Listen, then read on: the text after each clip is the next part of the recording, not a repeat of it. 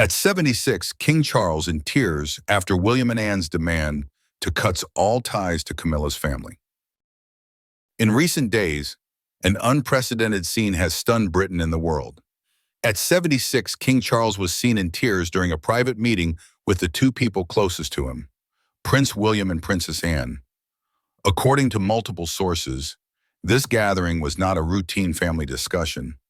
It was a cold and uncompromising ultimatum, demanding that the king sever all financial support and official ties with Queen Camilla's family. In that moment, Charles's tears were not only the sorrow of a man trapped between family and duty, but also a sign that the royal power struggle had entered a brutal new phase. Observers believe William and Anne's decision reflects more than just personal discontent with Camilla and her relatives. It forms part of a broader plan to restructure the monarchy.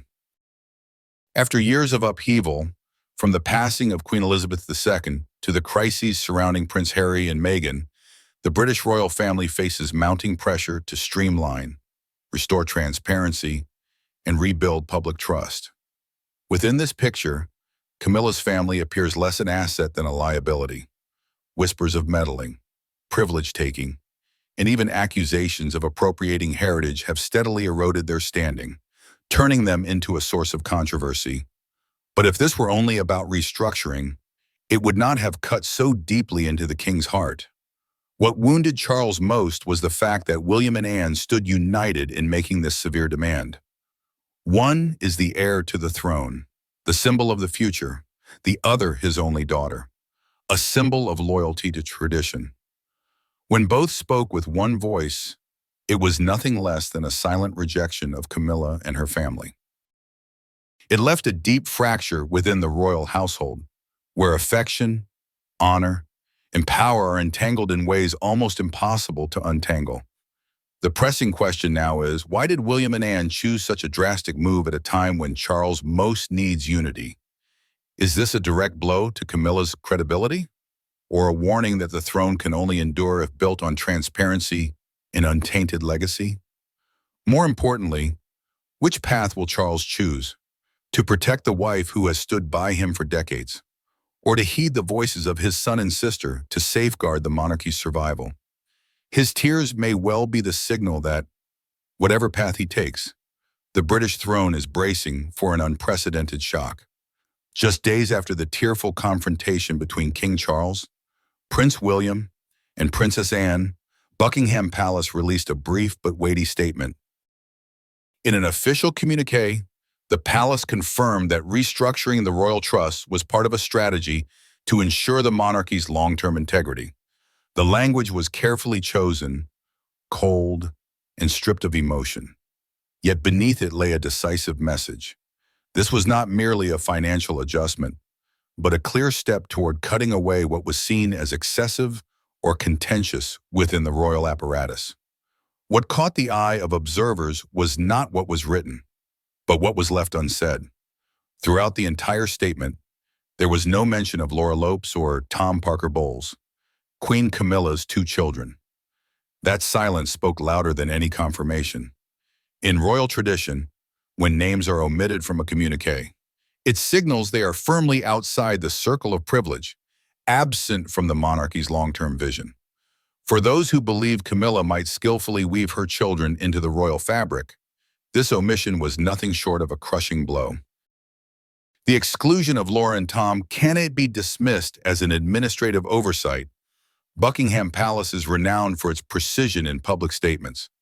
Every word, every punctuation mark is carefully vetted to avoid misinterpretation. Thus, their absence was an implicit confirmation. They had been pushed out of the sphere of influence.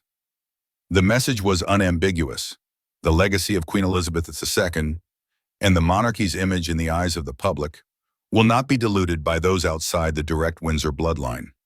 Commentators have described this as a harsh but necessary decision. With the monarchy under growing pressure to be transparent and cut wins, any appearance of peripheral figures, especially Camilla's family, risks igniting public backlash. The public has long voiced frustration at non-royal bloodlines benefiting from the royal name. The palace's choice to quietly exclude them rather than announce it openly only underscores the sensitivity of the matter. It is at once firm and cautious, almost a warning that the monarchy's patience has reached its limit. Looking deeper, some see this as King Charles bowing to pressure from William and Anne. When the two stood together with their ultimatum, restructuring the trusts became the only path left for the king to retain a measure of control. Rather than a direct confrontation, Charles chose to frame it as an administrative reform, masking the painful reality that Camilla's family is slowly being pushed to the margins, despite his attempts to shield them. And it was precisely the silence surrounding Laura Lopes and Tom Parker Bowles that turned the palace statement into a flashpoint of controversy. Questions immediately arose. Was this change truly about long-term integrity, as the communique suggested? Or was it the outcome of a bruising internal battle where power and legacy were weighed against one another? Was this the moment Charles finally picked a side, or merely a temporary step to soothe widening fractures within the royal household? And most crucially, what really prompted such a bold move? Within hours of the announcement, a storm of reaction erupted across media and social networks. Headlines in both British and international outlets, from the Times to the New York Times, all carried the same refrain. King Charles had finally taken a hard step to protect the monarchy's legacy, particularly the values bound to Queen Elizabeth II and Princess Diana. It quickly became one of the most hotly debated topics of the day, dominating talk shows, news panels, and online forums alike. On social media, hundreds of thousands of comments flooded Twitter, Facebook, and Instagram with overwhelming public approval. One phrase went viral above all others: "It's time to clean house at the palace." The slogan captured not only public satisfaction with the decision, but also long-standing resentment over what many saw as the misuse of privilege by Camilla's family. To many users, this was a long overdue punishment, a cleansing of shadows that had clung to the monarchy's image through decades of turbulence. Another phrase spread like wildfire: "Diana would be proud." Short yet deeply charged, it carried a weight of memory, not only recalling the late Princess of Wales, but evoking the pain she endured in the love triangle between Charles, Diana, and Camilla. For many, the quiet sidelining of Camilla's family felt like more than financial housekeeping. It was a measure of justice for Diana at last. It was a rewriting of history in the direction the public had always longed for, preserving the honor of a woman who became a global symbol of compassion. Television pundits also stressed that this wave of support did not materialize overnight. In truth, it reflects years of public discontent toward Camilla's family, long seen as outsiders, enjoying royal privileges without legitimacy. For years, the presence of Laura Lopes and Tom Parker Bowles at major events, sometimes afforded precedence over Windsor blood relatives, had sparked irritation. To the British public, deeply wedded to the idea of tradition and legitimacy, it was an unacceptable abuse of privilege. The palace's silent removal of Camilla's family from the trusts is therefore seen as a direct response to that discontent. For the public, it represents more than financial strategy. It is a reaffirmation that the monarchy still prioritizes the legacies of Queen Elizabeth and Princess Diana. And so, rather than fueling division, the move has temporarily restored to Charles a surge of popular support, something rare in his tumultuous first years on the throne. However, this wave of support also exposes a bitter paradox. The public may praise Charles for his decisive action, but at the same time, they quietly acknowledge that the root of the problem lies in his own choices of the past.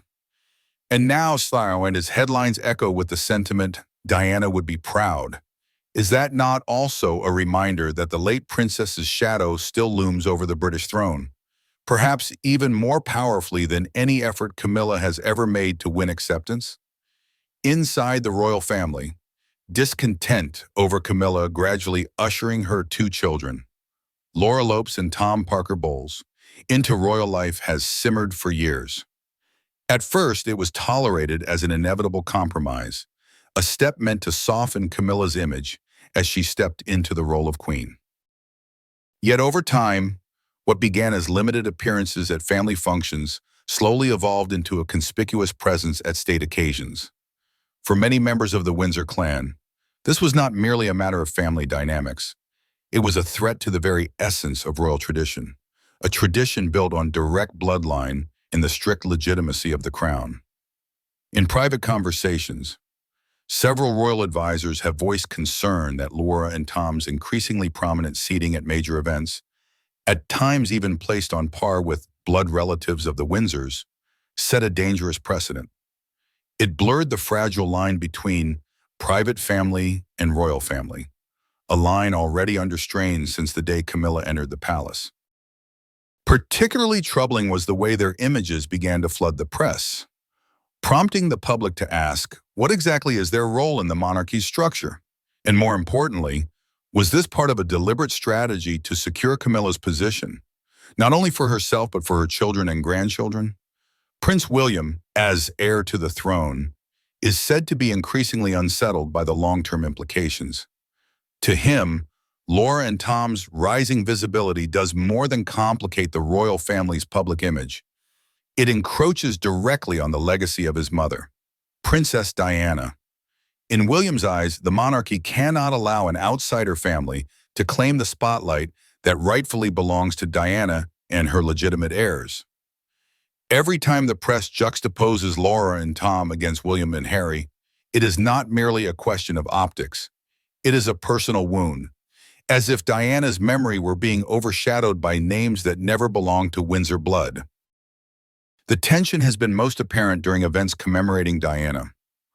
On more than one occasion, the public has noticed Laura and Tom present behind the scenes, as though they held a legitimate role in ceremonies meant to honor Diana's memory and her two sons.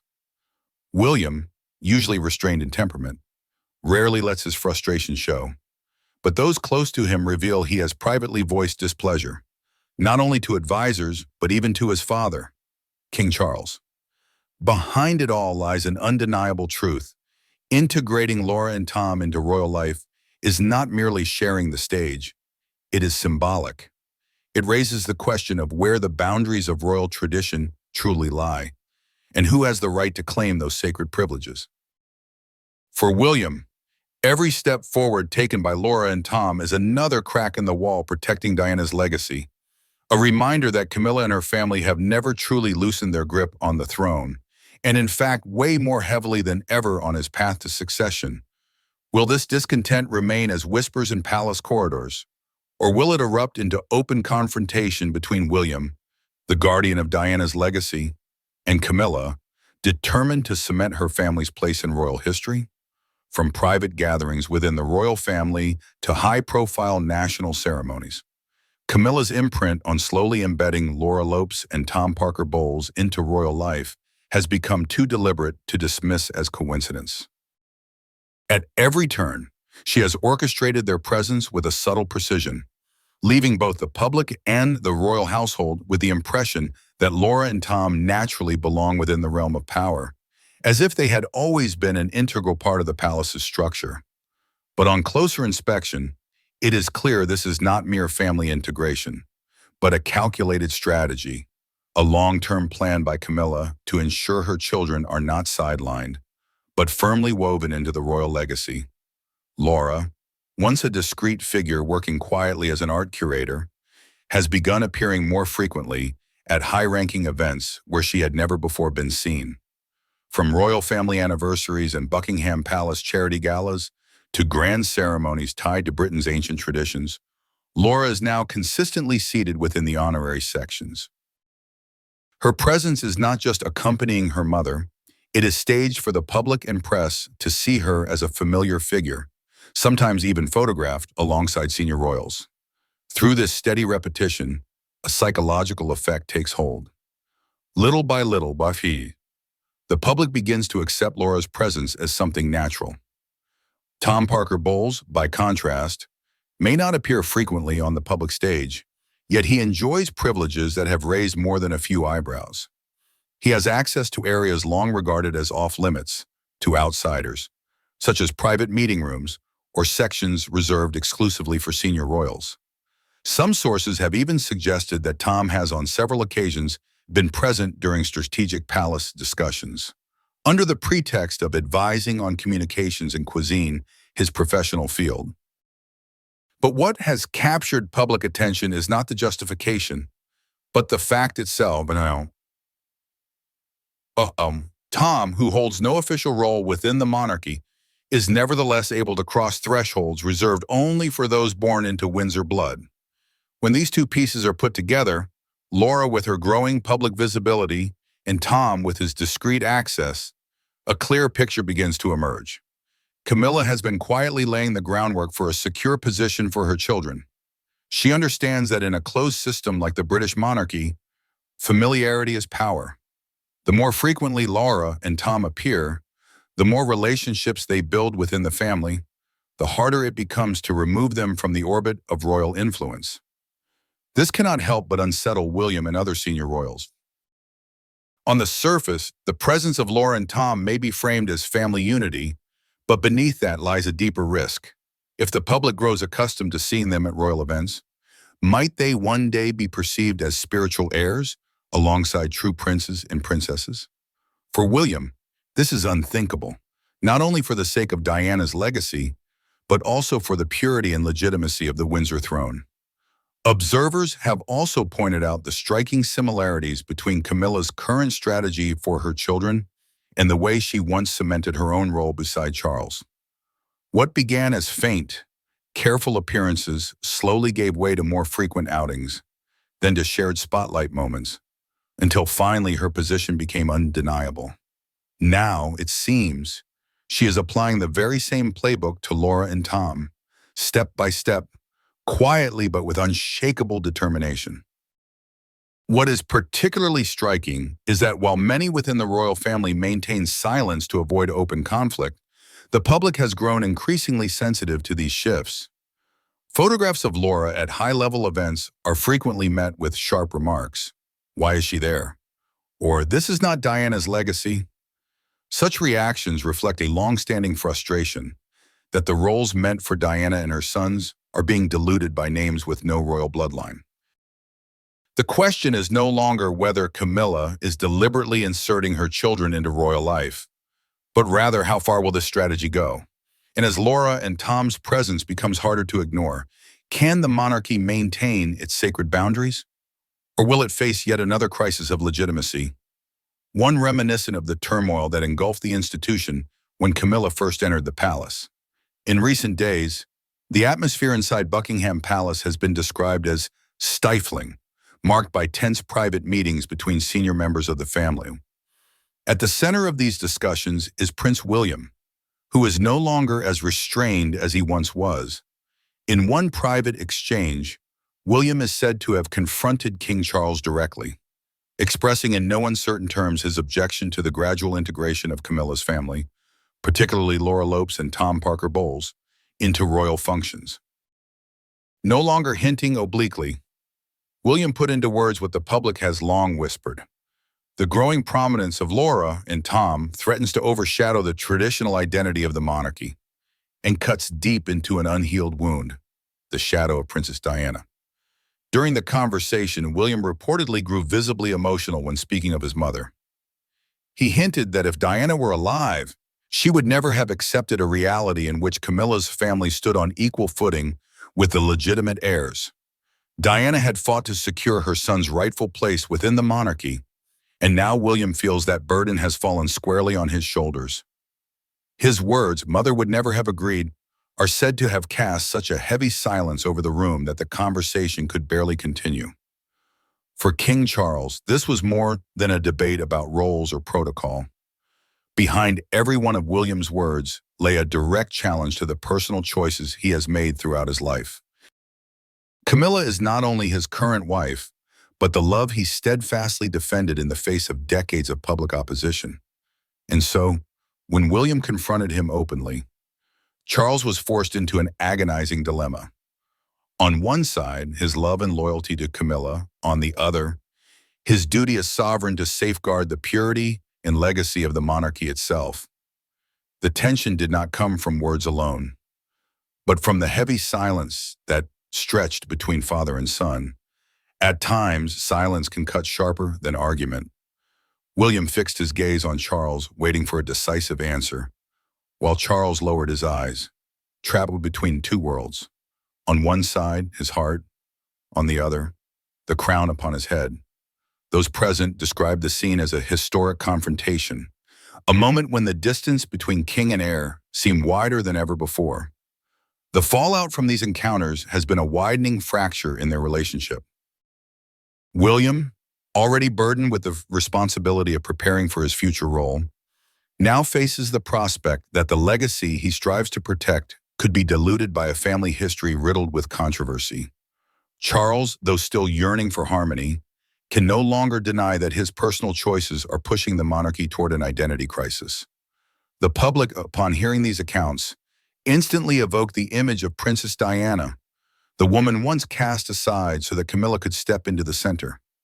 Now, through William's voice, Diana's memory has been carried back into the halls of power. To many, this makes him not merely a prince, but a devoted son guarding the legacy of his mother. Yet one question hangs thick in the air. Whose side will Charles ultimately take in this clash? Will he defend Camilla and her family, continuing the battle he has spent a lifetime fighting? Or will he heed his son's plea, safeguarding the monarchy's integrity and Diana's memory? Whatever the answer, it will shape not only the future of the royal family, but the very destiny of the British crown. Into this storm has stepped Princess Anne, long known as the quiet, dutiful figure who avoids palace drama, now emerging as a silent warrior for the monarchy. For years, she maintained neutrality, placing stability above conflict. But witnessing William confront Charles and seeing Camilla's increasingly brazen efforts to weave her family into the monarchy's core, Anne could no longer remain a bystander. To her, this was no longer a family quarrel, but a grave threat to Queen Elizabeth's legacy and the honor of the crown. In a private audience with Charles, Anne is said to have shown a side of herself rarely seen. She spoke without evasion or restraint, demanding that the king act to protect tradition. With calm yet cutting authority, she warned that if Charles continued to allow Camilla to manipulate affairs, history would judge him harshly, not as a reformer, but as the monarch who betrayed his mother's legacy. Mother dedicated her life to keeping the crown untainted. You cannot be the one to let it be stained, she declared. Words that, according to one account, plunged the room into a suffocating silence. Anne's role in this chapter has become pivotal. She is not only the king's sister, but a living emblem of absolute loyalty to Queen Elizabeth. Throughout her life, she has shunned the spotlight, yet she has always understood the value of stability and tradition more deeply than most. That is why her shift from neutrality to fierce resistance has shocked many, and at the same time reassured those who see her as a shield defending the Queen's legacy. One of Anne's boldest moves was her reported decision to refuse participation in any royal events attended by Camilla's family. This was more than a personal protest. It was a symbol of defiance. Anne, famed for her unshakable sense of duty, has never shirked her obligations, no matter how minor. Her absence, therefore, would speak louder than words, a clear signal to the public and the press that the monarchy is fractured, and that the source of the rupture lies in Camilla's contested presence and that of her children. Analysts now suggest that Anne has stepped out of the shadow of neutrality to become a central figure in this quiet but ferocious war. If William embodies the new generation in the memory of Diana, Anne is the voice of tradition, of the resilience Queen Elizabeth forged over 7 decades. Different in approach, but united in purpose, they now stand side by side, determined to defend the throne from forces they see as foreign intrusions. For Charles, the burden is now crushing. He faces not only the pressure of his son, but also the weight of his sister's stern opposition. A sister he knows acts with deliberation, never impulse, or remorse. Every word Anne utters carries the weight of history, and her unwavering stance has only deepened the torment tearing at the king's soul. Anne's emergence as a counterweight transformed the royal crisis from a personal quarrel into a three-sided battle, where every decision carried the risk of reshaping the monarchy's image in the eyes of the public and in the pages of history. And amid all these forces, the most striking element was the powerful shift of Princess Anne, once a distant observer, now a steadfast warrior, prepared to confront her own brother in defense of Queen Elizabeth's legacy. One quiet evening at Clarence's house, after days of relentless scrutiny from both the public and the family, Camilla sought out Charles for a private conversation. Gone was the sharp, steely exterior she usually displayed. Instead, she appeared exhausted, her eyes red as though she had just weathered an emotional storm. Before the king, Camilla did not speak with the voice of a queen, but with that of a wife, a mother desperately pleading for the protection of her children. Charles, you must understand, Laura and Tom are not seeking power. They only want a place here, a sense that they belong, she said, her voice breaking, her hand gripping his arm. For Camilla, the exclusion of Laura Lopes and Tom Parker Bowles was not merely an official decision, but a sign that history itself was rejecting her family's existence. Beneath her plea lay a deep-seated fear that with the passing of time, she would forever be remembered as an interloper, a woman who forced her way into the royal family but never truly became part of it. She confessed this insecurity, telling Charles that if the decision stood, it would not only destroy the image she had spent decades trying to build, but also shatter her family. You may bear it when history judges me, but I cannot allow my children to be hurt, she cried, revealing a rare moment of vulnerability. Charles listened, his shoulders heavy, his face etched with torment. He understood Camilla's position, for he himself had spent a lifetime enduring the public's skeptical gaze, from the earliest days of their scandal until the moment he ascended the throne. He knew too well what it meant to be seen as an outsider, and so Camilla's words touched a private wound within him. Yet this was different. Upon Charles now rested not only his love for Camilla, but the duty to safeguard the monarchy's integrity and legitimacy. Public pressure was mounting. The voices praising William and Anne rang out across the media, while anger surged against Camilla's family. His closest advisors warned repeatedly that any concession to Laura or Tom would unravel the monarchy's carefully rebuilt image and cast him as a weak king swayed by private sentiment. In that moment, Charles was a man torn in two. On one side stood Camilla, the companion who had weathered scandal, hatred, and years of life in the shadows with him. On the other stood William, Anne, and the shadows of Diana and Queen Elizabeth, symbols of tradition, memory, and everything Britain was determined not to lose. It is said Charles wept during that meeting. Not the tears of a king, but of a husband and stepfather watching his family pushed to the margins. He clutched Camilla's hand, searching for words of comfort, but deep down he knew he could not overturn the decision. The harsh truth was that the throne and the public would never allow him to follow the call of his heart. The meeting ended in silence. Camilla left the room with heavy steps, while Charles remained seated, his blurred gaze fixed upon the portrait of Queen Elizabeth hanging on the wall. One question lingered in his mind and in the minds of millions. Could Charles's love for Camilla withstand the crushing weight of the monarchy and public opinion, or would it too be ground beneath the wheels of history? Princess Anne and Queen Camilla continued to weave a tapestry of conflict and tears. After that painful private encounter, where Camilla pleaded for her children's place, one haunting question remained. Could Charles's love for her survive the combined force of family opposition and public outrage? This was no longer just a personal tragedy, but a reflection of the monarchy's eternal paradox, where every choice can alter history and where the human heart is constantly tested by royal duty. Here we see a king with weary eyes, torn between love and responsibility, a husband desperate to shield the woman he pursued for a lifetime, yet facing fierce resistance from his son and sister, and above all, a Camilla terrified that history will forever brand her as an outsider, despite all her years of striving to belong at Charles's side. Whether told through official statements or silent glances, This story continues to divide and ignite global opinion. This is the monarchy's age-old paradox. Human beings with emotions and desires, trapped within the iron framework of tradition and the relentless scrutiny of millions. No path is free of wounds, and every decision cuts deep into those bound to it. Will Charles dare defy William and Anne to preserve his love, or will he be forced to sacrifice it for the sake of stability? The answer lies ahead, and it will shape the monarchy's image for years to come. One thing, however, is certain.